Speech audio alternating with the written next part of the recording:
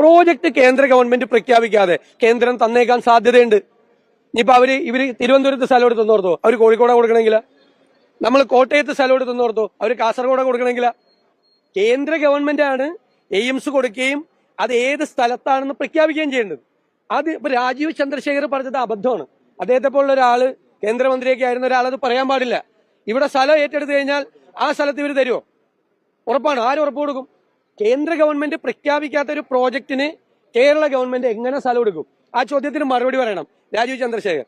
എവിടെയാണെന്നുള്ളതിന്റെ തർക്കം മന്ത്രി സുരേഷ് ഗോപി തന്നെ ചിലപ്പോൾ പറയും തൃശ്ശൂരാണെന്ന് പറയും, ചിലപ്പോൾ പറയും കോഴിക്കോടാണെന്ന് പറയും. മാത്രമല്ല, പ്രഖ്യാപിക്കാത്ത പ്രോജക്റ്റിന് എങ്ങനെ സ്ഥലം എടുക്കും? അപ്പൊ അതുകൊണ്ട് കേന്ദ്രമന്ത്രിയായിരുന്ന ഒരാളാണ് അദ്ദേഹം. അതേ ഇതുപോലത്തെ കാര്യങ്ങൾ പറയരുത്. ന്യായീകരിക്കാൻ ഒന്നും ഇല്ലാത്തതുകൊണ്ടാണ്. കാരണം ആമയുടെ പുറത്തു കയറി സഞ്ചരിക്കുകയാണ്, നേരത്തെ പറഞ്ഞതുപോലെ. അതുകൊണ്ടാണ്. അപ്പൊ ഞാൻ പൊട്ടനാ? ഇത്രയും ഞാൻ ചെയ്തുകൊണ്ടിരിക്കുന്നു, ഞാൻ പൊട്ടനാ?